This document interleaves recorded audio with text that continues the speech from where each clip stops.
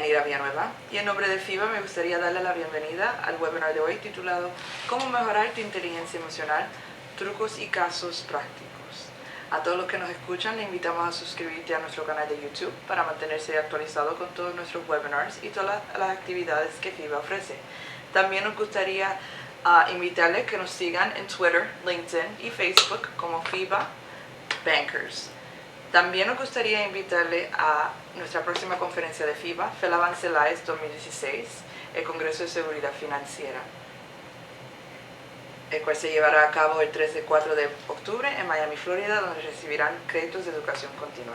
A todos los que nos escuchan hoy por el webinar, le estamos ofreciendo un descuento especial de $100. Por favor, visita www.felavancelaes.com, donde podrán ver más información sobre la conferencia. Antes de comenzar, si usted tiene alguna pregunta durante la presentación, por favor escriba en el panel de preguntas de GoToWebinar. Usted puede enviar sus preguntas en cualquier momento durante la presentación. Vamos a responder todas las preguntas al final del webinar. Y ahora me complace en presentar a nuestra panelista, Mónica Hernández, que es la directora general y fundadora de The Client Academy, una consultoría de RRHH, especializada en desarrollar habilidades de gestión de la relación con clientes y liderazgo para el sector bancario. Mónica tiene 22 años de experiencia en relaciones con clientes basadas en la confianza, principalmente en banca y consultoría. Tiene una licenciatura en psicología por la Universidad de Cambridge en Inglaterra, un MBA por London Business School y un BA en Ciencias Empresariales Internacionales por la Universidad Pontificia de Comillas en Madrid. Antes de reconvertirse al mundo de psicología y la formación en 2003, Mónica era Senior Manager para el sector financiero en KPMG UK y anteriormente banquera en Barclays Bank. Mónica, la audiencia es suya.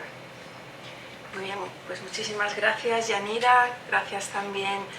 Tenemos aquí presente en la sala a Henry, de Webmaster, y también a John Harriman, que es el director de operaciones de FIBA. Y como siempre, pues un placer estar aquí en Miami y en FIBA, aunque ahora mismo está lloviendo mucho. Así que vengo de Europa esperando un montón de sol aquí en Miami y me encuentro con la lluvia. Bueno, antes de comenzar, a mí lo que me gustaría saber un poquito cuántos de ustedes asistieron a un webinar anterior, así que dentro de un poco, cuando les pongamos la pregunta, si por favor pueden levantar la mano en donde pone polls, encuestas, ahí les va a aparecer la pregunta. Lo digo por saber hasta qué punto me refiero al webinar anterior y a la relación entre los dos, o los trato como totalmente independientes. La verdad es que el webinar de hoy es muy práctico. Dentro de la inteligencia emocional pues hay varias áreas y en el webinar anterior vimos los 15 atributos de la inteligencia emocional. Y hoy lo que vamos a ver es 3 situaciones típicas en el mundo del trabajo en las que necesitamos la inteligencia emocional, y entonces vamos a ver cómo todos esos atributos de inteligencia emocional se correlacionan para esas tres situaciones. Lo primero, les recuerdo un poquito de quiénes somos. The Client Academy somos una consultoría de recursos humanos que tiene su oficina principal en Londres.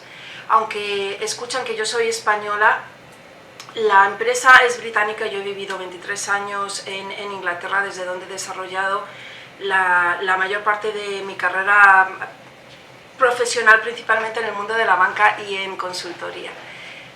También tenemos oficina en Madrid y nuestra sede para Latinoamérica está en Panamá. Abrimos esa oficina en el 2013. Y hacemos 4 áreas principales que tienen que ver con la relación con clientes: la atención al cliente, las ventas basadas en la confianza, habilidades de consultoría, sobre todo para aquellos departamentos que actúan como consultores para otras áreas de la empresa. Por ejemplo, trabajamos mucho con departamentos de tecnología, de finanzas, de cumplimiento, de recursos humanos, y también el liderazgo. Entonces, todos estos cursos de inteligencia emocional están dentro del área de liderazgo. Les presentamos a algunos de nuestros clientes. Como ven, ya que yo vengo del mundo de la banca, fui banquera en Barclays y luego consultora para KPMG también en el sector bancario, muchos de los clientes de The Client Academy están en banca y muchos de ellos, como ven, en Latinoamérica. Trabajamos para Lloyds Banking Group, para Santander, aquí en Miami con SunTrust, con Intercam, en Panamá con Banvivienda, con Bladex, con Metrobank, en Europa con TD Direct Investing International, en Colombia con Ultraser Finco.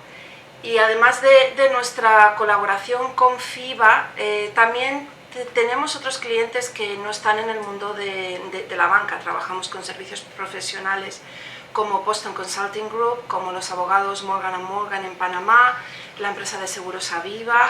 En España hemos trabajado con el gobierno británico, con el Cabinet Office, con sus consultores de comunicación. En el canal de Isabel II en Madrid, con las personas que prestan atención presencial, con Atenza, los duty free en Panamá, y también con Copa, la aerolínea, y con Movistar de Telefónica. Y con todos ellos siempre solemos trabajar las relaciones de trabajo y sobre todo las relaciones con clientes. Entonces, hoy nos vamos a centrar en el modelo de inteligencia emocional de The Client Academy. Como les comentaba, vamos a ver tres relaciones. Lo primero, la relación con nosotros mismos, que está basado en si somos lo suficientemente buenos. Entonces vamos a ver ese autodiálogo que tenemos con nosotros, cómo se puede mejorar. Lo segundo es la relación con los otros, con nuestros compañeros y clientes, de quienes dependemos para conseguir nuestros objetivos. Y la pregunta fundamental ahí es si puedo confiar en otros. O sea, aquí lo que vamos a trabajar es la dependencia. Y por último, la tercera relación es la relación con la empresa y con el mundo en general a través de los procesos de cambio. Y lo que vamos a ver es la inteligencia emocional que necesitamos para la adaptación al cambio. Así que tres relaciones: con nosotros mismos, con nuestros compañeros y clientes, o sea, con nosotros, y finalmente con el mundo a través de los procesos de cambio. Mónica, si quieres podemos hacer el poll, la primera. ¿Podemos hacer el poll? Yeah. Muy bien, pues ¿dónde vamos? Aquí al poll. Si quieres, el plus sign. Perfecto. A ver, ¿cuántos de ustedes han asistido a un webinar anterior? Por favor, digan si han asistido o no han asistido.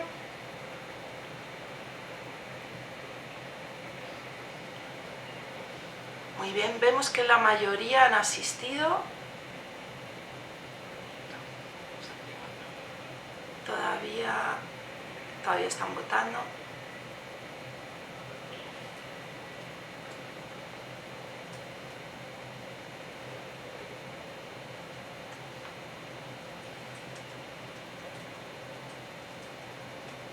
Tienen que ir al menú donde pone encuesta, o si lo tienen el menú en inglés donde pone poll.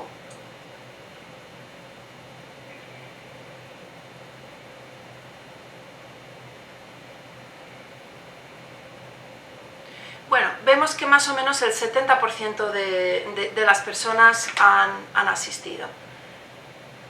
Muy bien, pues entonces les voy a ir contando la relación entre el webinar de hoy y el anterior. Esto, para los que ya estuvieron en el webinar anterior, es simplemente un resumen de lo que es la inteligencia emocional, que es la capacidad de leer nuestras emociones, así como las emociones de los demás, para guiar nuestras conductas hacia el mejor resultado según la situación. Se acordarán también de la analogía del barco. Si se imagina que cada uno de nosotros somos un barco en el océano y ese barco está intentando llegar a un destino, el mar que nos rodea son nuestras circunstancias, con lo cual cuando queremos llegar a nuestro destino, si el mar está revuelto, nos va a costar más el poder llegar, y si el mar está calmo, pues va a ser más fácil manejar el barco.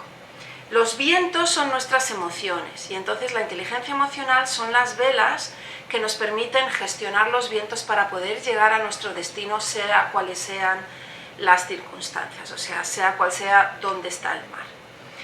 Y entonces en la inteligencia emocional la pregunta fundamental es ¿quién está llevando ese barco? ¿Somos nosotros los que estamos gestionando el barco, los que lo estamos manejando a través de las velas, a través de nuestra inteligencia emocional para llegar al destino? o nos estamos dejando llevar por esas emociones. Si quieren, yo siempre cuando hablo de esta analogía me acuerdo en el 1983, yo entonces tenía 13 años, España fue al Festival de Eurovisión con una canción que se llamaba ¿A quién maneja mi barca?, que era una especie de una fusión de flamenco y de pop, y España ganó 0 puntos. Si quieren pueden ir a YouTube y lo pueden buscar. ¿Quién maneja mi barca? Eurovisión, España, 1983. Y España perdió totalmente, bueno, no solo es que perdió, es que quedó con 0 puntos. Y bueno, es una canción horrorosa que da un poco de dolor de cabeza, pero sí que les puede ayudar a recordar esto de quién maneja mi barca, o sea, quién es quien está llevando ese barco en el mar. ¿Soy yo o es mi yo irracional y mis emociones? Entonces vamos a ir a la primera situación que hablábamos, de esa relación con uno mismo. Y la pregunta fundamental que nos planteamos es: ¿soy lo suficientemente bueno? En mi experiencia de los 23 años que llevo en banca y en consultoría, y sobre todo los 6 últimos que llevo trabajando especialmente en la inteligencia emocional, me encuentro con muchos de mis clientes que luchan con esta duda interna. Hay algunos que esa duda les domina más, pero yo creo que todos en algún momento de nuestra carrera, sobre todo cuando vamos a hacer algo que nos resulta poco familiar, por ejemplo hablar en público, una situación nueva, nos planteamos esto, si somos lo suficientemente buenos. Y esto nos provoca emociones muy fuertes, de falta de confianza, de dudas sobre nuestras capacidades, de un lenguaje interno autocrítico e incluso de una sensación de vergüenza. Entonces vamos a hablar un poco del contexto. Los clientes que yo he tratado tanto en sesiones de coaching como que vienen a hablar conmigo en los cursos de inteligencia emocional, son personas exitosas. Es decir, que el tener esa autoduda y autocrítica no quiere decir que uno no vaya a conseguir los resultados. Normalmente sí que los consiguen, lo único que hay un coste emocional de que esa autoestima venga del exterior y no del interior. La consecución de los objetivos frecuentemente viene teñida de unas emociones intensas negativas. O sea, llegan a los objetivos pero superando un miedo a fracasar, una duda sobre si se ha actuado bien, un perfeccionismo que llega siempre que incluso aunque estén consiguiendo buenos resultados, hay una cierta insatisfacción de pensar lo podía haber hecho mejor. También son personas que se suelen reprochar sus errores de una manera bastante fuerte, e incluso pueden llegar a tener el síndrome del impostor, que es esa idea de decir, bueno, hasta ahora me va bien, pero cualquier día van a averiguar de que yo no soy tan bueno o tan buena como intento aparentar.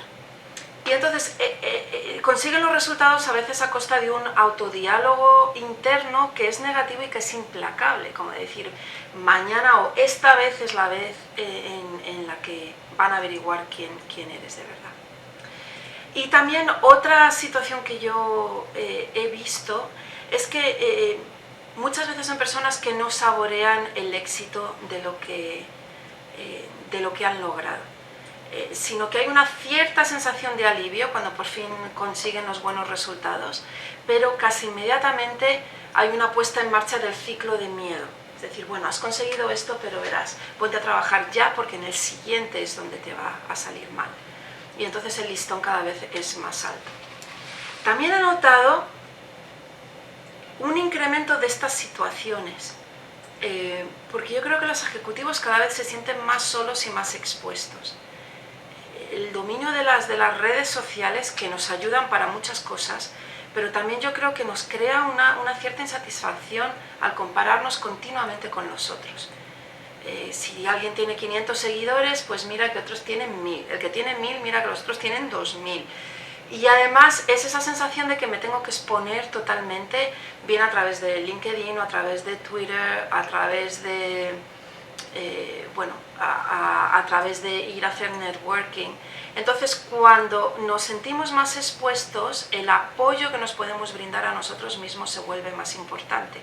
Si ese apoyo a nosotros mismos es frágil, entonces se torna más difícil conseguir los resultados. Con este tipo de personas lo que les ayudamos en The Client Academy a través de los cursos y las sesiones de coaching es a cambiar su diálogo interno y también a valorar los logros y intentar construir su autoestima desde el interior. Vamos a ver cómo. Por ver una analogía de cómo se sienten estas personas, cómo nos podemos sentir todos en algunas situaciones, acuérdense de cómo aprendieron a nadar. Se puede aprender a nadar de una manera, digamos, más segura y aprender realmente a disfrutar del agua, como los niños que vemos en la pantalla de la izquierda. O imagínense a alguien que aprende a nadar tirándose directamente a la parte honda de la piscina o nadando en agua abierta, como este niño que va con los manguitos todavía, pero quizá está en un reto muy difícil para estar nadando con manguitos. Tiene una boya muy lejos, tiene la orilla muy lejos y entonces, aunque llegue al final a la orilla, el proceso de ese reto que se ha puesto se va a vivir de una manera un poquito angustiosa, mientras que los niños de la izquierda están viviendo esos retos, es estar en la piscina de una manera, están disfrutando. Así que vamos a ver de dónde viene esto. La autoduda y la vergüenza, la verdad es que tienen un origen positivo, si no existirían. La autoduda hasta cierto punto es muy positiva porque nos lleva a hacer una gimnasia diaria para ser mejores. A través de la autoduda podemos admitir que hemos cometido un error, podemos admitir que hay más versiones de la versión que nosotros tenemos de los hechos, podemos prestar atención a la perspectiva del otro. Y al mismo tiempo una cierta vergüenza cuando hemos cometido un error también es buena para salvaguardar las relaciones sociales. Nuestro cerebro está predispuesto para que si hacemos algo mal y hemos cometido un error social, que nos disculpemos y que nos sintamos mal para poder restablecer estas relaciones sociales. El problema viene cuando esa autoduda y esa vergüenza nos dominan, incluso cuando lo estamos haciendo bien. En un extremo tenemos la arrogancia, personas que piensan, bueno, yo soy perfecto y nunca me equivoco, casi nunca me equivoco.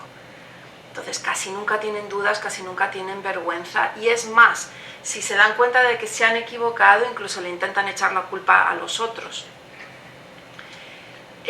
Pero si la autoduda o la vergüenza se disparan demasiado a menudo cuando no hay razones objetivas para ello, entonces sus efectos negativos pueden resultar mayores que los positivos. Así que bueno, tenemos en un extremo la arrogancia de decir yo soy perfecto, luego tenemos gente que tiene autoconfianza, es decir, tiene confianza pero son capaces de admitir errores. De la mitad para abajo empezamos a gente que tienden a pensar que a lo mejor son ellos los que se han equivocado, tienen alguna duda, y ya en el otro extremo tenemos la vergüenza de decir, bueno, yo soy un desastre, soy un impostor, tengo que meterme mucha presión porque si no, no lo hago bien. Entonces las personas que suelen adolecer de estos problemas que estamos hablando ahora estarían de la mitad para abajo, tendrían unas dudas más comunes o tendrían una situación de vergüenza. Si ustedes están en esa situación o ocasionalmente se encuentran ahí, vamos a ver cómo pueden mejorar esa relación con uno mismo. Lo primero, hay que tener un poco de perspectiva. Tenemos que identificar esa voz negativa que es nuestro yo irracional. Hay un autor que se llama Steven Peters, es un psicólogo británico, que tiene un libro que se llama La paradoja del chimpancé. Y yo se lo recomiendo porque nos habla de que tenemos una parte que es nuestra parte humana, pero también tenemos una parte irracional que él la llama el chimpancé, digamos en nuestra parte animal. Este concepto no es nuevo, ya un poco desde los tiempos de Freud se hablaba de que teníamos el ego, pero que también teníamos el superego, que es nuestro yo muy crítico, y también que teníamos el id, que es nuestra parte irracional. Steven Peters lo que ha hecho es juntar ese superego de Freud con el id, y entonces habla de esa parte que es del chimpancé. Entonces, cuando nos encontramos que estamos siendo demasiado duros con nosotros mismos y que nos entran esos miedos, esa vergüenza, probablemente quien nos está hablando es el chimpancé. Por ejemplo, antes de una presentación en público nos empieza a decir, te va a salir mal, verás si es que esto no es lo tuyo, ¿para qué has dicho que vas a hacer un webinar? este tipo de autodiálogo interno malo. Entonces ese es nuestro chimpancé que nos está hablando. Y de hecho yo en los cursos largos de inteligencia emocional suelo pedir a la gente que dibujen ese chimpancé, que se imaginen cómo es. Ni siquiera tiene que ser un chimpancé, hay veces que dibujan trolls, dibujan a Chewbacca, dibujan a osos, dibujan a esa parte animal, a veces dibujan a su suegra, de verdad, o incluso a su padre. Y entonces tenemos que identificar esa voz negativa y ayudar a distinguir cuándo nos hablamos nosotros mismos, cuándo es Mónica quien habla y cuándo es el chimpancé. La mía se llama Rosita, entonces yo ya sé cuando me habla Rosita y eso me vale para neutralizarlo. También viene muy bien escribir lo que nos está diciendo esa voz negativa y decir, vamos a ver, si nosotros escucháramos a un amigo, a una amiga, a alguien que nos importa, a nuestros hijos, a nuestras hijas, si le estuviéramos viendo que se están diciendo esos comentarios tan negativos, ¿qué les diríamos? Normalmente les diríamos, no hombre, estás siendo demasiado injusta o injusto contigo mismo. Entonces, si somos capaces de tener esa comprensión hacia personas que son importantes para nosotros, debemos tener esa misma comprensión hacia nosotros mismos. Entonces, hay veces que nos resulta difícil hacerlo para nosotros. En esas situaciones piensen qué le estaría yo diciendo a mi amigo, a mi amiga, a mi compañero, a mi hijo, a mi hija. Y también esto te ayuda a tener perspectiva. Y otra manera de tener perspectiva es teniendo presente los logros pasados. Es decir, vamos a ver, yo he hablado en público otras veces, me he enfrentado a cambios otras veces, he estado en situaciones difíciles otras veces. Entonces, a ver, ¿qué me ha ayudado en esas situaciones? Se trata de pasar de una perspectiva más cerrada a una perspectiva más objetiva. Lo segundo que les recomendamos es trabajar el lenguaje corporal. Es cierto que el lenguaje corporal es un reflejo de cómo nos estamos sintiendo interiormente, pero cada vez hay más evidencia, más experimentos donde se ha visto que lo contrario también ocurre. O sea, si cambiamos nuestro lenguaje corporal, lo que los ingleses y los americanos llaman el fake it till you make it, ¿no? Que es como disimula como que te estás sintiendo con confianza hasta que te sientas con confianza. De hecho, no es fake it till you make it, sino un poco fake it till you become it. No tenemos tiempo en este webinar pequeño para enseñarles toda la presentación, pero como les vamos a compartir estos slides, van a ver que hay una charla de TED de una psicóloga que se llama Amy Cuddy, C-U-D-D-Y, o sea, C-U-D-D-Y, y ella nos explica una serie de experimentos que ha hecho donde la gente tenía que asumir durante 2 minutos una posición de alto poder. O sea, por ejemplo, se ponían muy rectos, se ponían con las manos, con los brazos en jarra, que es la postura, le llaman de la Wonder Woman, de la Mujer Maravilla, o se ponían de pie, o se ponían así en la silla, durante 2 minutos, o tenían que asumir una postura, lo que le llaman de bajo poder, que es que decían, ay Dios mío, ¿qué voy a hacer? Se hacían más pequeños, y después les daban la ocasión de apostar, de tomar un riesgo con los dados, y también les medían las hormonas de base, la testosterona y el cortisol, nada más entrar, y luego después de asumir esa postura. Y resulta que la testosterona subía, normalmente cuando la testosterona sube nos sentimos con más confianza. Y también el cortisol, que es la hormona de cuando estamos estresados, bajaba. O sea que una cosa tan sencillita como 2 minutos de intentar cambiar nuestra postura nos ayuda a sentirnos mejor y a tener mejores resultados. Pero les invito a que vean La charla de TED es buenísima, dura unos 20 minutos. Y recuerden, Amy, A-M-Y, y Cuddy, C-U-D-D-Y. Y lo tercero es anticipar obstáculos. Yo no soy muy fan de todos estos libros de New Age, de autoayuda. O sea, creo que muchos de ellos ayudan, pero muchas veces te dicen como, dite a ti mismo que todo va a salir bien. Bueno, si les ayuda, estupendo, pero yo creo que hoy en día tenemos evidencia de las ciencias que nos dice que hay ciertas cosas que podemos hacer, que además de esas afirmaciones, hay cosas racionales que podemos hacer que nos van a ayudar. Entonces, ¿qué cosas podemos hacer? Lo primero es identificar nuestros patrones de conducta. Hay ciertas cosas que desencadenan la voz negativa. Por ejemplo, cuando vamos con poco tiempo, cuando nos reunimos con ciertas personas, cuando empezamos en un círculo vicioso a hablar y hablar de lo mismo. Entonces, en esas situaciones es bueno parar y romper con la rutina de lo que estábamos haciendo. Cosas que suelen ayudar, y hay experimentos que lo avalan. Parar y respirar. Levántense, cambien de postura, respiren 5 respiraciones hondas. También hacer ejercicio. Si nos encontramos en una dinámica negativa, para y date una vuelta alrededor de la manzana. Hay que evitar lo que los psicólogos hablan de rumiar, que es repetir los pensamientos negativos una y otra vez. Está bien hablar con algún amigo para sacarlo, ¿no? Para tener un poquito de catarsis. Pero hay que intentar, una vez que lo hemos sacado, hay que intentar hacer algo al respecto.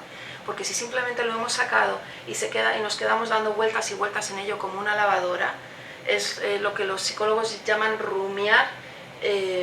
Llaman rumiar porque es lo que hacen las vacas. Cuando comen hierba, pasan por 4 estómagos y lo que hacen es darle la vuelta a la hierba para intentar digerirla, ¿no? Entonces hay que preparar las estrategias para vencer los obstáculos. Hay que identificar cuáles van a ser mis obstáculos, qué me pasa cuando yo me siento así. Y tener planes que diga, cuando haga esto voy a hacer esto otro. Es decir, cuando me siento que me están subiendo los nervios, pues ese día no voy a tomar café. Ese día voy a darme un paseo alrededor de la cuadra antes de que lo tenga que hacer. Ese día voy a evitar esta persona que me hace sentirme nervioso. Ese día voy a intentar dormir más la noche anterior. Es decir, tenemos que estar preparados para los obstáculos. Muy bien, antes de pasar a la situación 2, les vamos a hacer la pregunta, ¿cuántos de ustedes han sentido alguna vez, se identifican con esta situación de soy lo suficientemente bueno? No tiene que ser continuo. Voy a decir launch. A ver a cuántas personas esto les resulta relevante.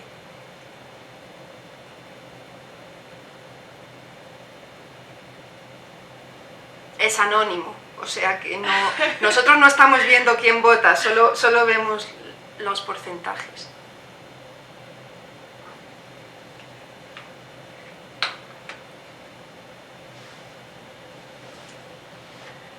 Vamos viendo, es alrededor de un 80% que sí y un 20% que no.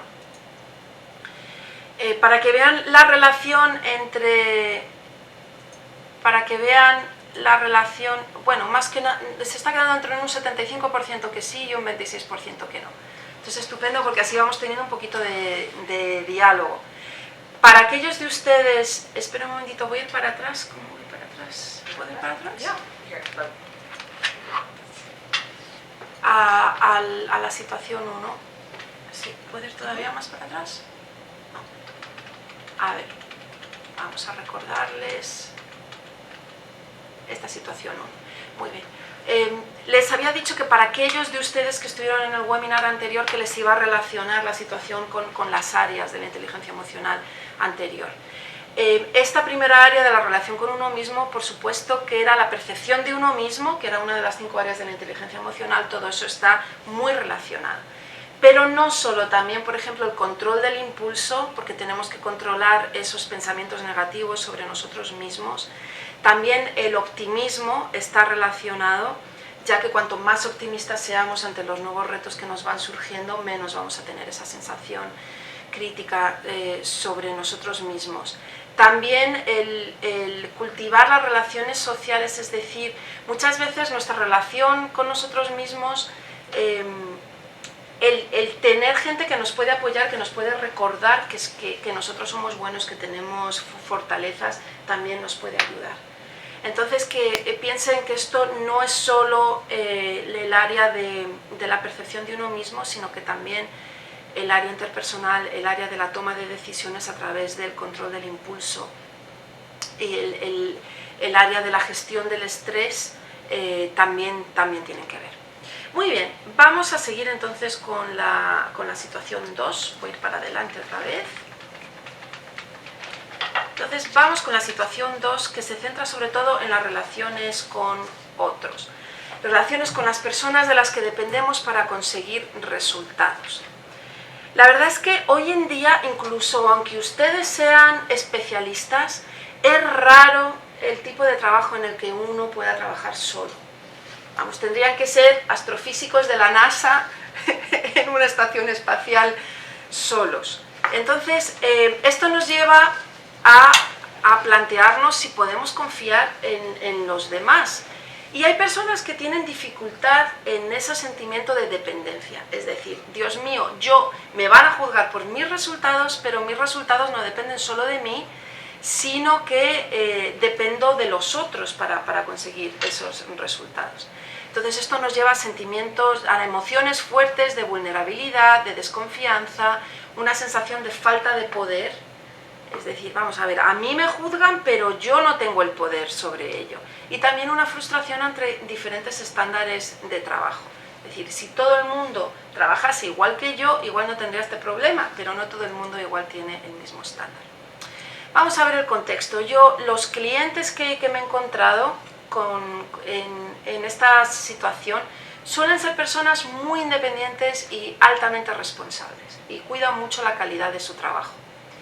No es que el resto no sean responsables, pero digamos que aquí hay grados. Hay personas que, no sé, que salga su informe con una errata les supone un problema muy grande, mientras que hay otros que dicen, bueno, lo importante es el contenido y aunque haya a lo mejor alguna errata, algún typo, pues no pasa nada. Entonces eso hay varios grados. También me he encontrado en situaciones donde son personas que son muy metódicos, muy estratégicos, y aquí es donde solemos ver a los especialistas. El perfil de especialista suele, también su valía personal está muy ligada a la calidad de su trabajo. En el sector de banca me lo he encontrado mucho, en tecnología o en finanzas. Y son estos comentarios de, si pudiera yo controlar todo el trabajo, todo el proceso de principio a fin, no tendría problema, pero en cuanto se meten los otros y ya tengo que confiar en que lo hagan igual de bien que mi departamento o que yo, surgen los problemas. Suelen ser personas que escogieron especializarse y por tanto ese control de principio a fin que les gusta tener pues no siempre lo tienen. Les suele costar delegar, les suele gustar la comunicación por escrito, por dejar un trail, ¿no? por dejar un camino de decir, yo dejé bien claro las especificaciones de lo que quería. Y se van dando cuenta de que hoy en día, en las organizaciones de hoy en día, donde priman las organizaciones matriciales, los equipos virtuales, pues dependemos cada vez más, no solo de ser bueno técnicamente, sino también trabajar en esas relaciones sociales y trabajar nuestro tacto y nuestra perseverancia. ¿En qué tipo de cosas les ayudamos? Les ayudamos a priorizar el contacto directo. Si no puede ser cara a cara, que sería lo ideal, pues por teléfono, y sobre todo intentar evitar los emails largos, sino si no les queda otra que tener comunicación por email, mandar emails cortitos y más tentativos, y a lo mejor alternarnos con llamadas de teléfono o reuniones cara a cara, donde se hablan de todos los posibles riesgos y se atan todas las cosas, y luego hay un email de confirmación, en lugar de intentar hacer todo el diálogo por email. También, otra cosa que suele funcionar bastante bien es dejar autonomía a los demás de cómo se hace, o sea, especificarles qué es lo que tienen que hacer, pero dejar autonomía en cómo se hace. Y también trabajamos el desarrollo de la empatía y el lidiar con las emociones fuertes de sentirse fuera del control. Vamos a ver un poco cómo hacemos eso. Primero, otra analogía de cómo se sienten. Yo, basada en lo que me han comentado mis clientes, la diferencia es entre saber que todo está planificado, o sea, de ver como en el juego de Risk, ven ahí a la izquierda, yo no sé si ustedes conocen este juego, se planifican unas campañas militares, entonces normalmente uno tiene un mapa en el que van planificando dónde ponen los barcos, dónde ponen todo el arsenal militar, y entonces esto les permite tener la campaña estratégica. Eso idealmente es lo que les gustaría a estas personas. Es como les gustaría sentirse, y como se sienten muchas veces es como este señor que vemos aquí en la fotografía, que está sentado en la vía de un tren leyendo el periódico sin saber que en cualquier minuto les va a venir un tren que les va a arrollar. Y lo peor es que normalmente ellos no han escogido estar ahí, sino sienten que alguien les ha puesto en esa situación. Que va a venir un tren que ni siquiera saben de dónde, porque no tienen control sobre todo. Entonces vamos a ver de dónde viene esta parte. Este control excesivo tiene un origen positivo. A estas personas que les cuesta la dependencia, no quiero asumir que todos ustedes han tenido problemas en la niñez, pero, y además que no es un problema, pero muchas veces cuando empiezan a ahondar, sí que los clientes que yo he conocido, muchos me han contado pues que a lo mejor tenían situaciones en una vida temprana, puede no haber sido en la niñez, puede haber sido en trabajos anteriores, en el que el ser dependientes ha sido una experiencia negativa para ellos, porque no podían confiar en los otros, o también que desde pequeños se les puede haber inculcado un sentimiento de hiperresponsabilidad, por ejemplo a los hermanos mayores. Es como tú tienes que dar ejemplo a tus hermanos, tienes que ser ultra responsable, y entonces su propia personalidad y valía se ha ido configurando alrededor de esa sensación de no necesito a nadie, no, ser dependiente es malo y tengo yo que ser independiente y asumir toda la responsabilidad. Posteriormente pueden haber seguido recibiendo refuerzos positivos, porque gracias a ellos se resuelven temas que si no fuera por ellos no se resolverían.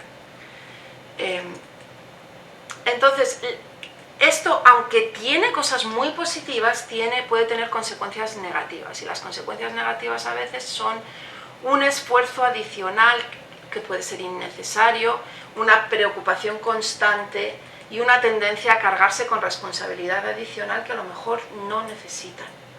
Entonces, eso ustedes son los que tienen que evaluar. Vamos a ver, esta tendencia que yo tengo, ¿está dentro de los límites de lo controlable y lo positivo supera lo negativo, o he llegado a un momento donde lo negativo supera a lo positivo? Entonces, si ustedes pudieran delegar más o controlar esa tendencia, sí les iría mejor. Volvemos a ver aquí la línea continua. Tenemos desde un extremo que sería no puedo contar con nadie, no puedo confiar en nadie, en el que tenemos una independencia total, a una dependencia total que sería no puedo hacer las cosas solo, necesito ayuda para todo. Entonces, en el medio tenemos, pues tirando hacia arriba, sería trabajo bien con otros, pero ante la duda tiendo a desconfiar, por si acaso chequeo y rechequeo, o al contrario, mira, trabajo bien con otros, pero ante la duda yo tiendo a confiar, realmente no me meto a desconfiar a no ser que algo ya malo haya pasado, y aún así probablemente les doy una segunda oportunidad. Entonces ahí pueden ver dónde están ustedes, piensen en qué área están, si están aquí o aquí o aquí o aquí. Y entonces vamos a ver cómo mejorar esa relación con los otros. Ya digo, la relación con los otros sobre todo en circunstancias donde dependemos de ellos para conseguir nuestros resultados. El problema aquí, el primer problema es la empatía. A veces una tendencia a quererlo controlar todo y querer ser más independientes puede llevar a una crítica excesiva de los otros. Entonces no nos ponemos en el lugar del otro les sacamos la evidencia de lo que han hecho mal, y si no son tan hiperresponsables como nosotros, probablemente vamos a encontrar bastantes cosas que han hecho mal. Entonces, como decíamos, primen el contacto cara a cara, eviten los emails, sobre todo emails en los que se copia a mucha gente. Llamen primero, resuelvan primero cara a cara o por teléfono y luego manden un email de confirmación. Hagan preguntas, no asuman las cosas. Ustedes tienen una versión de lo que ha pasado, pero la empatía se desarrolla preguntando y escuchando a los otros. A ver, mira, esta es mi versión, pero quiero saber cuál es tu versión. Y antes de enviar un email crítico, escríbanlo y déjenlo para el día siguiente, o pidan su opinión quizá a alguien que no sea tan hipercrítico como ustedes. Oye, mira, yo iba a mandar esto, ¿crees que está bien o crees que debo cambiar algo? Seguro que ustedes dentro de su círculo de amistades tienen a alguien que puede ser su Pepito Grillo, su Jimmy Lee Cricket, ¿saben? En Pinocho. Lo segundo es fomentar la autonomía en los demás. El tema de la independencia es que es iterativo. Si nosotros tenemos la sensación de que no podemos confiar en los demás, el problema es que probablemente acabaremos por no pudiendo confiar en los demás. Porque si nosotros asumimos esa responsabilidad adicional y criticamos a los otros van a decir, bueno, da igual lo que haga, porque como me lo va a criticar de todas las formas, entonces al final pensar que los otros no lo van a hacer bien lleva a que no lo hagan bien, porque no se esfuerzan porque saben que les vamos a criticar de la misma manera. ¿Qué podemos hacer? Reduzcan las críticas a lo que sea absolutamente necesario. O sea, si hay cosas que las pueden dejar pasar o las pueden ustedes luego mejorar sin tener que llamar la atención sobre ello, es mejor hacerlo así. Lo segundo, fijar objetivos de qué hay que cumplir, pero dejar un poquito de autonomía en el cómo se hace. Y también retrasar su involucración. En lugar de involucrarse desde el primer momento y llevar un control férreo de lo que se está haciendo, involúcrense un poquito más tarde para ultimar los detalles. La mayoría de las personas puede hacer las cosas hasta un 80% más o menos bien.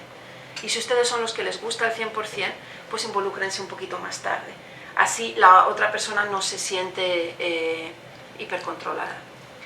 Y lo tercero es pensar en equipo. Cuando empiezan a surgir los problemas, en lugar de ustedes asumir el control, intenten al menos decir, bueno, ha habido este problema, ¿cómo lo vamos a resolver? ¿Qué se os ocurre? Pregunten al equipo qué se os ocurre para resolverlo. Piensen que la opción de asumir el control siempre la tienen. Y también hay que resistir la tentación, ahí vuelve a salir el tema del chimpancé, de esta parte nuestra irracional que nos va a decir, deja bien claro que la culpa no ha sido tuya, deja bien claro por escrito que son los otros los que se han equivocado. Yo les diría, ahí hay que controlar al chimpancé y tiene que primar nuestro humano que diga, mira, el bien del equipo, porque este equipo o estas personas de las que dependen tus resultados, igual si les dejas en evidencia hoy, mañana, el proyecto de mañana, cuando tengas que hablar con ellos, van a estar en una actitud mucho más negativa hacia ti. Así que bueno, con esto terminamos, vamos a ir hacia atrás un momentito y vamos a sacar el poll, la encuesta, a ver, ¿quién de ustedes se identifica de alguna manera con esta situación? Vamos a sacar la pregunta, con la situación 2, ¿puedo confiar en ellos? ¿Ya lo he lanzado? Sí. Les tiene que estar apareciendo ahí la pregunta.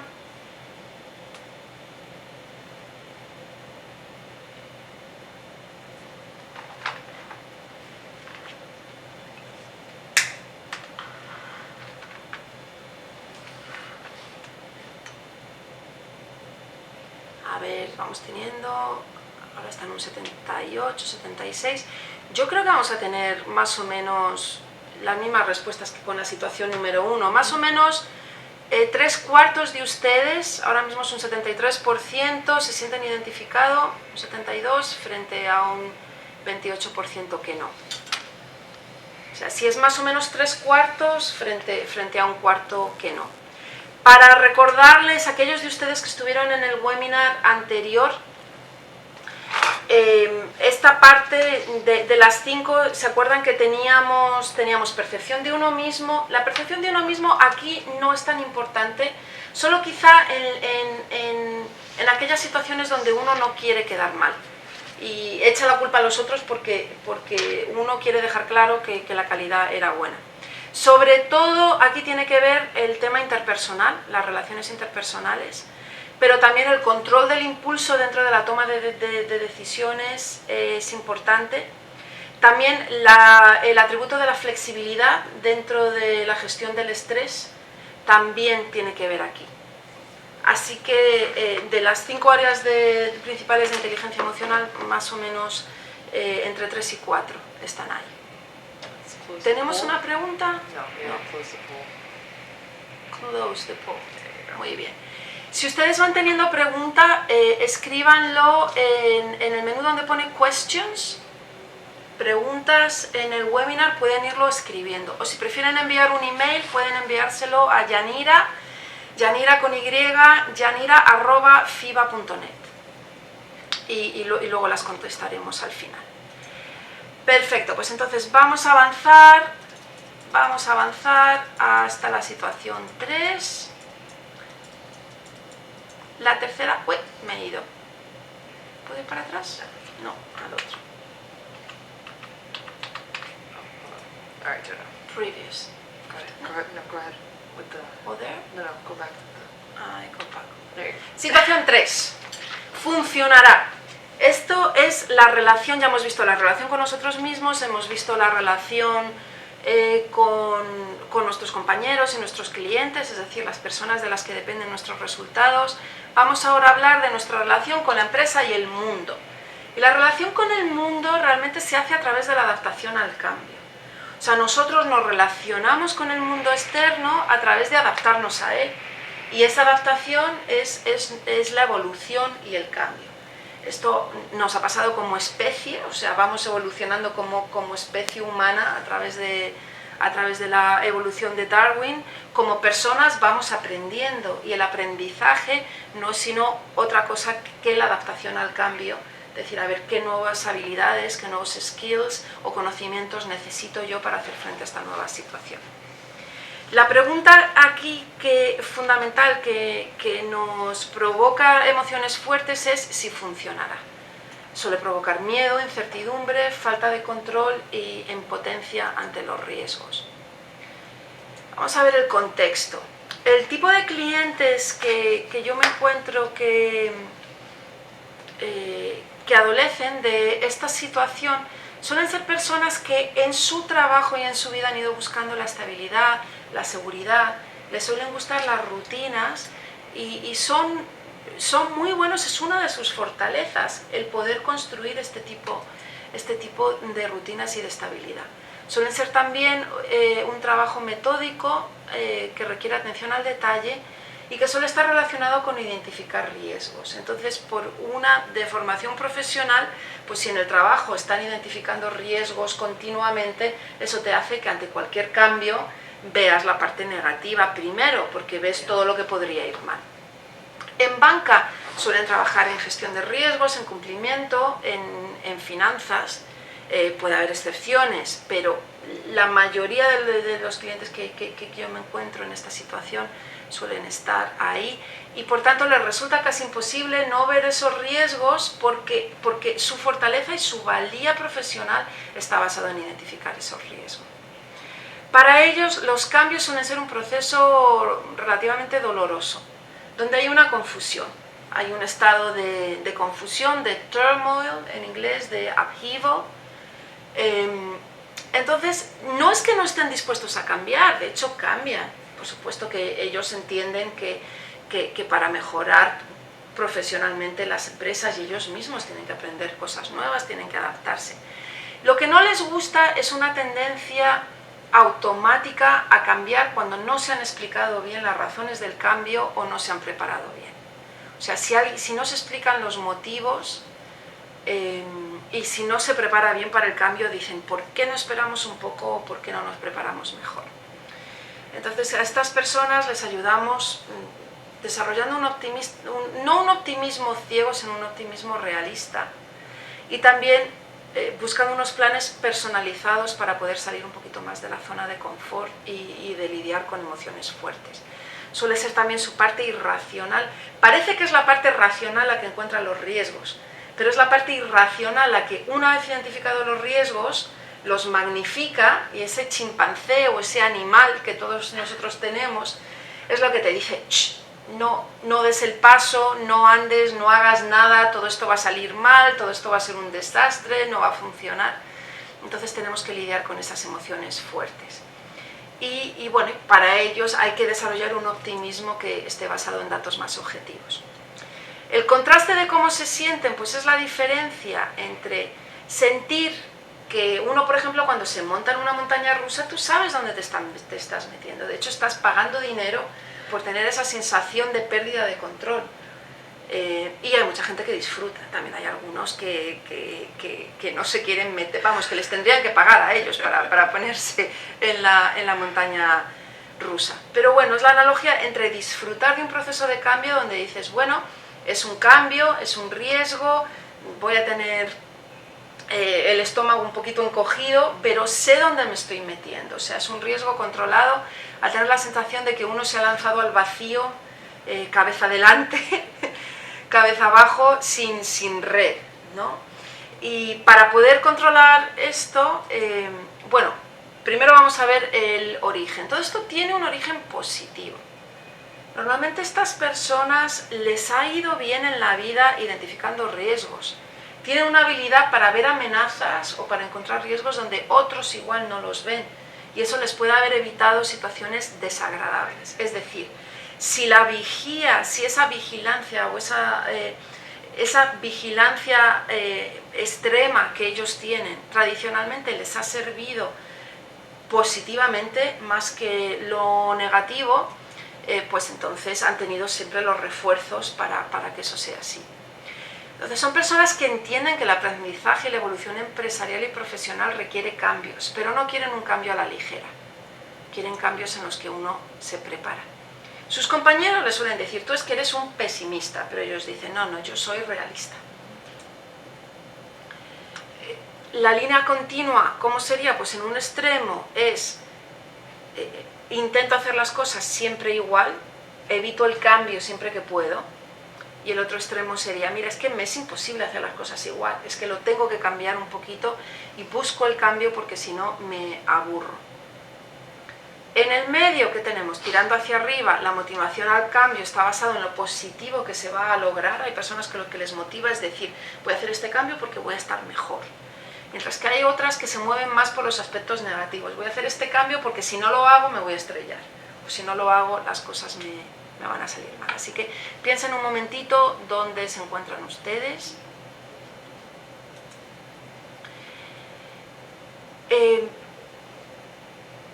Con estas personas intentamos trabajar un plan de acción personalizado para tener un plan de apoyos.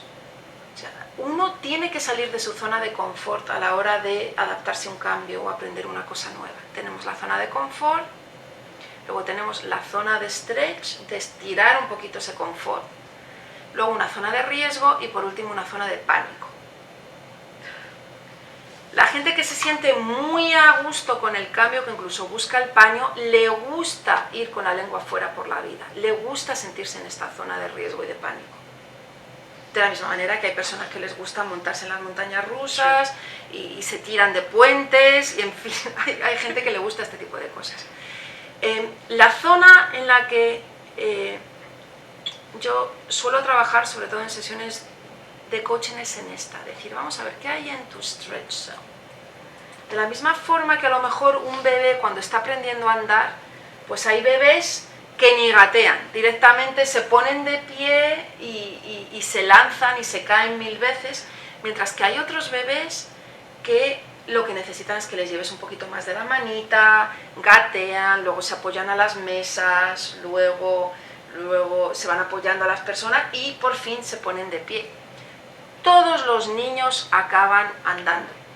Algunos lo hacen un poquito antes, otros lo hacen un poquito después. Unos necesitan más apoyo, otros necesitan menos apoyo. Entonces, véanlo así, no es ni mejor ni peor. Simplemente es conocerse a uno mismo y decir, a ver, ¿qué apoyos son los que a mí me ayudan para hacer frente al cambio? Me ayuda dormir más, me ayuda reunirme más con gente que es importante para mí, me ayuda comer mejor, me ayuda mantener rutinas en el resto de mi vida, ya que hay un porcentaje de mi vida en la que no voy a poder tener rutinas.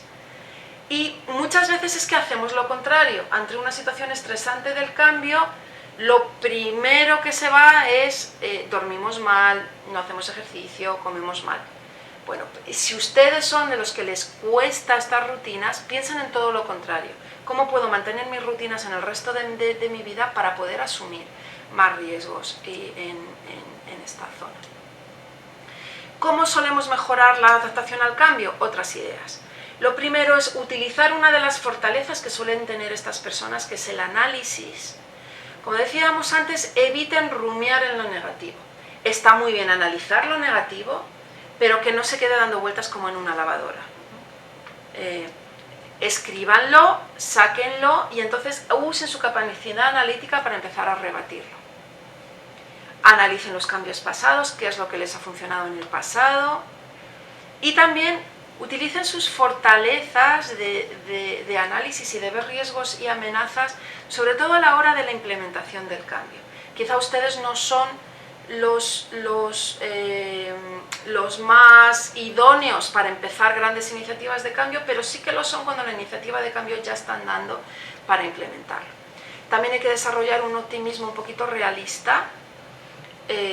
Hay evidencia cada vez más de que el optimismo, si al tú pensar con datos que las cosas pueden funcionar, tiene un elemento iterativo que te hace que cada vez lo vayas a conseguir mejor. Entonces, no es solo repetir afirmaciones positivas, es lo mismo que decíamos antes en la relación con uno mismo, sino prepararse para los obstáculos. Cuando pase esto, entonces yo voy a hacer esto o otro. Y en lugar de aislarse, busquen personas y actividades de apoyo y recuerden que la actividad física, el cuidarse físicamente les va a ayudar a lidiar con el estrés. Con esto terminamos la situación número 3. Entonces les resumo. Hemos hablado de 3 relaciones, la relación con uno mismo. Lo principal que hay que trabajar aquí es el autodiálogo. Hemos hablado de la relación con otros, lo que hay que trabajar aquí es la dependencia y el control, y la situación número 3, que era la relación con el mundo a través de la adaptación al cambio. Lanzamos la pregunta número 3, ¿quiénes de ustedes se identifican con la situación 3 de si funcionará y de la adaptación al cambio? Estoy lanzando la pregunta.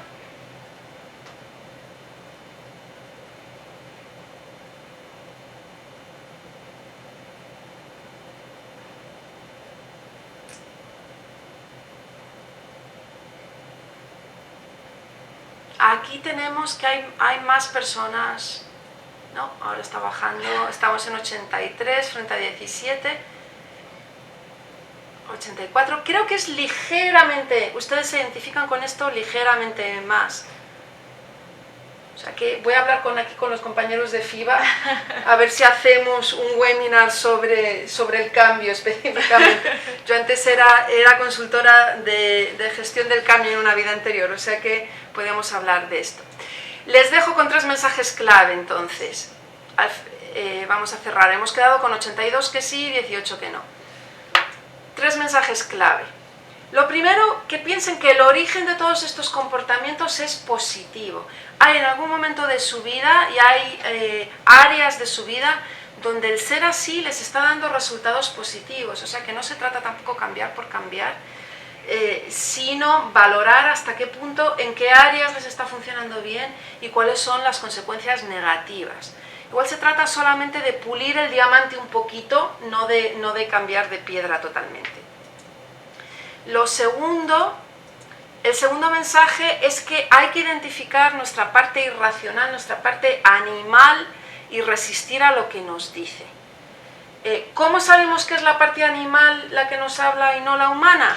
Pues analicen los resultados después. Si han acabado haciendo algo que dicen, ¿y por qué hice yo esta tontería? No tenía que haber hecho esto. Porque la voz solamente es fácil identificarla, sobre todo a posteriori, hacer un post-mortem y entonces se ve clarísimamente y decir, vale, me he dejado seducir por el chimpancé, pero no me va a pasar más. Entonces, una vez que han identificado la parte irracional post-mortem, tienen entonces que ser más intencionales para la próxima vez. Es decir, chimpancé, la próxima vez que me hables voy a estar bien preparado. Entonces, mejorar su inteligencia emocional requiere práctica y requiere intencionalidad, requiere no dejarnos llevar por la corriente, sino tomar el control de las velas de nuestro barco. Ustedes seguro que si practican un instrumento no piensan dominar, tocar el piano sin practicar un poquito todos los días, ¿verdad? O si juegan al golf o a cualquier otro deporte, uno no piensa que va a mejorar jugando al golf sin practicar o subir su handicap sin practicar jugando al golf. Bueno, pues la inteligencia emocional es exactamente igual. Así que les invito a que sigan practicando y durante el día de hoy les vamos a compartir esta presentación y un pequeño resumen de una página de las estrategias. Así que muchísimas gracias y ahora vamos a pasar al turno de preguntas durante 15 minutos. Pero si alguno de ustedes quiere irse, pues luego como en la grabación van a tener las preguntas, pueden escucharlo luego. Mónica, muchas gracias. Tenemos una pregunta. ¿Cómo gestionar cuando decido confiar y delego? El trabajo no salió bien y al final la responsabilidad cayó en mí. Si no vuelvo a delegar, doy el mí que no confío y el personal se resiente. Muy bien. Muy buena pregunta. O sea, ¿qué es lo que pasa cuando hemos confiado pero nos ha salido mal? Nos ha salido el tiro por la culata. Vamos a pensar qué nos diría el chimpancé y qué nos diría el humano. El chimpancé te diría, ¿ves? Si te lo había dicho, que no confíes en esta persona. Si es que si no lo haces tú no va a salir bien. Eso es lo que nos diría el chimpancé. Pero el humano normalmente dice, bueno, has hecho bien en confiar, pero quizá había cosas que podías haber hecho mejor. Entonces, lo primero que yo diría, hay que preparar los argumentos que vas a usar con esta persona. El chimpancé te diría, ahora mismo vete a hablar con ellos y diles, es la última vez que vuelvo a confiar en ti. No hagan eso. Siéntense y aprovechen su capacidad analítica para decir, vamos a ver, ahora haciendo el post-mortem de la situación, ¿qué podría haber hecho yo y qué podría haber hecho la otra persona? Y entonces piensen en una serie de estrategias. A lo mejor lo podía haber controlado un poquito más durante el proceso, igual no dejé claro exactamente para cuándo, o igual simplemente ha sido la culpa de la otra persona. Pero en lugar de criticarles directamente, invítenles a una reunión y digan, vamos a ver, mira, ha pasado esto, quiero que entre los dos colaboremos para evitar que ocurra esto en el futuro, que vuelva a ocurrir esto en el futuro. Entonces, invítenles a su versión de los hechos. Mira, esto que ha pasado, ¿cuál es tu versión de lo que ha pasado? No les acusen directamente porque entonces se van a poner a la defensiva. Lo mejor es que invitarles a que quieres saber qué es lo que ha pasado y cómo les puedes ayudar o cómo pueden colaborar para que no vuelva a pasar otra vez. Recuerden que la opción de ponerse duros siempre la tienen. O sea, si la otra persona no se responsabiliza para nada, se les pide su versión y se ponen a la defensiva o incluso les intentan culpar a ustedes, siempre tienen la opción de ponerse duros. Pero normalmente cuando uno se le invita y dice, mira, estoy preocupada porque ha pasado esto, era la primera vez que trabajábamos juntos o era la primera vez que surgía esto, pero ahora lo importante es que colaboremos para que no vuelva a pasar. Entonces, a ver, ¿qué piensas tú que podríamos haber hecho diferente? Eso es lo que yo recomendaría, darles el beneficio de la duda y colaborar. ¿Tenemos alguna otra pregunta? No, me están preguntando si van a recibir la presentación luego. Sí, van a recibir la presentación y la grabación también. Y la grabación también, sí. No, pero no tenemos preguntas. Muy bien, les damos un poquito de tiempo ya, por si quieren otra pregunta.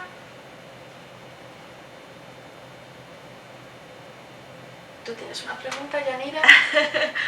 Bueno, ya tengo que ponerle un nombre a mi monito, pero mira, tenemos a Adolfo. Adolfo, si tienes cualquier pregunta. Alguien nos está diciendo hola. Adolfo, hola.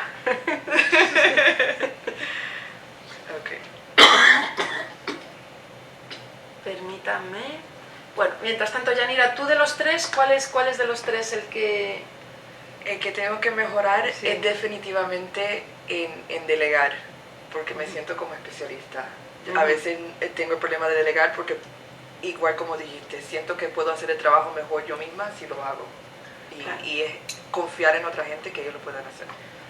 Te acabas cargando de trabajo, Yes. quedándote hasta tarde, Exactly. todo esto. ¿Cuáles son los 5 factores de lo que hablabas? Es el modelo de inteligencia emocional que hablamos en el webinar anterior.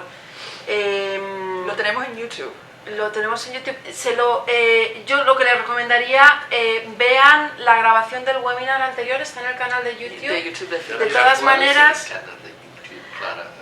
Ahora mismo no tenemos enlace exactamente, pero si vas a la página de FIBA, fiba.net, hay un icon de YouTube y si van ahí pueden ir a la página de YouTube de FIBA. ¿les podemos enviar el enlace del Sí, webinar claro, anterior claro. junto con el enlace de este webinar?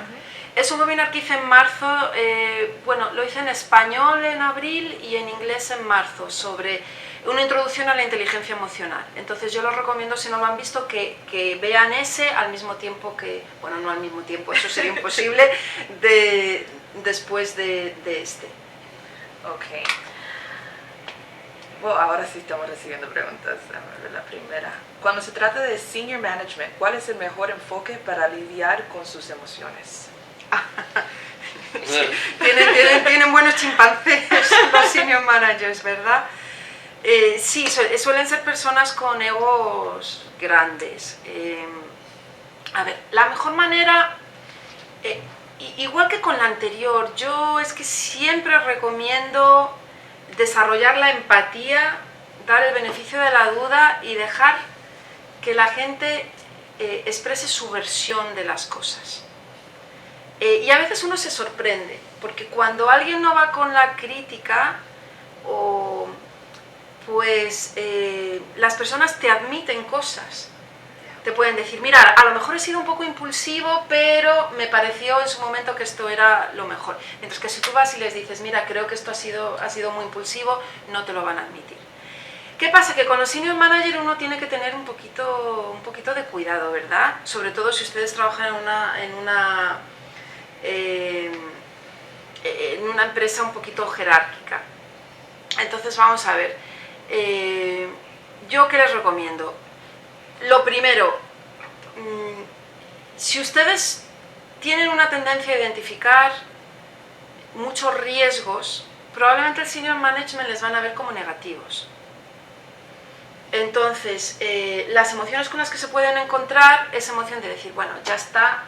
Si ustedes trabajan, sé que en FIBA hay muchas personas que trabajan en cumplimiento. Si ese es el caso, las emociones, bueno, es que es difícil saber de qué emociones hablamos, pero vamos, las emociones que yo me he encontrado con el senior management pueden ser egos muy fuertes, con lo cual les cuesta admitir errores. Y yo diría, no es la labor de ustedes ponerle el dedo en la llaga y decir, ustedes hacen mal, sino al contrario, intentar ayudarles a solucionarlo, y normalmente entonces el senior manager te dice, ay, qué pena, la verdad es que a veces dicen, hemos sido impulsivos, cuando realmente son ellos los que han sido impulsivos. Otras emociones que nos podemos encontrar es impaciencia. Suelen tener poco tiempo para las cosas, y si ustedes van con temas muy detallados o empiezan a identificar demasiados riesgos o muy negativos, se pueden poner impacientes. También puede ser que los encuentren enojados, enfadados, están en pleno ataque de chimpancé. No intenten razonar con ellos, no van a poder razonar con el chimpancé. Lo mejor es esperar a que luego vuelva el humano. El chimpancé llega un momento que se cansa y se duerme en la jaula, así que esperen. Y seguro que hay algún momento del día donde a lo mejor pueden encontrar ese senior manager un poquito más calmado. Suelen ser a veces a primera hora de la mañana, cuando no tienen a mucha gente que les está pidiendo hablar con ellos, o a última hora de la tarde. Entonces busquen momentos un poquito más tranquilos donde prima el humano. Y otra situación que también, otra manera de gestionar con las emociones, a veces sacándoles de la oficina, Si tienen la ocasión de ir con ellos a alguna reunión que sea fuera de la oficina, si saben que siempre van al mismo Starbucks a comprar el café, pues intenten coincidir con ellos. O sea, hay veces que las emociones, una vez que tú quitas el contexto alrededor de la emoción, es más fácil tratar con la persona y encontrarte más con el humano que con el chimpancé. Ok, tenemos otra pregunta. ¿Otra pregunta? ¿Cómo gestionar que a veces puedo poner todo mi empeño en lograr un resultado, un ascenso por ejemplo, pero sé que ese resultado depende de los jefes y su evaluación? Eso me frustra un poco, saber que no todo depende de mí por más esfuerzo que haga. Claro, es que realmente no todo depende de nosotros. Yo creo que nos da seguridad pensar que que en las empresas las cosas son justas, en las empresas y en la vida. Pero realmente hay ciertas partes de la vida y del trabajo que no es justo. Entonces, esa es la perspectiva de la que hablábamos, la perspectiva que el chimpancé no lo suele tener. Nuestra parte animal dice, esto debería ser justo y no lo es. Es desarrollar la perspectiva de nuestro humano que dice, vamos a ver, yo lo único que puedo hacer es poner el mejor esfuerzo de mi parte.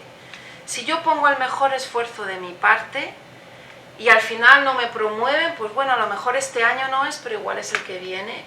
O igual, mira, si yo he puesto mi mejor esfuerzo y consistentemente no me viene la promoción, pues igual es hora de plantearme si me tengo que ir a otro sitio. Es decir, tenemos simplemente asumiendo que hay cosas que no están sobre nuestro control, pero si nos centramos en lo que está sobre nuestro control, de decir, vamos a ver, sobre nuestro control está poner mi empeño, decidir si me sigo quedando en este puesto o no, en esta empresa o no, decidir si me intento cambiar para trabajar para otro jefe, trabajar las relaciones con los jefes, o sea, cambiando el foco de control, diciendo, bueno, sé que hay cosas que no van a estar dentro de mi foco de control, es como, por ejemplo, hoy está lloviendo en Miami. Eso no lo podemos cambiar. El tiempo no lo podemos cambiar. Pero lo que sí que podemos cambiar es, bueno, si me llevo el paraguas, si tengo un paraguas, que en mi caso esta mañana pues no lo llevaba. Si llevo otros zapatos a lo mejor de lluvia en el bolso, las señoras, las mujeres a veces podemos hacer eso. Si hoy es el día que voy a hacer una barbacoa y resulta que es el día que está lloviendo, pues he preparado un plan alternativo. Y luego pues nos va a llevar una emoción fuerte que es la de la decepción, pero también recordar que así como ha habido situaciones donde la vida nos ha dado un revés, también ha habido muchísimas situaciones donde la vida sí que nos ha ayudado. Entonces decir, bueno, la vida no es enteramente justa, pero acordarse y dar gracias por las cosas que sí que nos han ido bien. Entonces, retomar el control sobre las cosas sobre las que sí que tenemos control y recordar las cosas positivas que nos han pasado. Bueno, Mónica, ya estamos cortos de tiempo. Tenemos que prepararnos para webinar. Son las 12:15. Ya. Tenemos para los que quieren seguir aprendiendo y saben el idioma de inglés, tenemos a las 1 el próximo webinar que se trata de del mismo subject. Gracias, Mónica. Muchísimas gracias a todos ustedes por la participación y por las preguntas. Hasta luego, muchísimas gracias.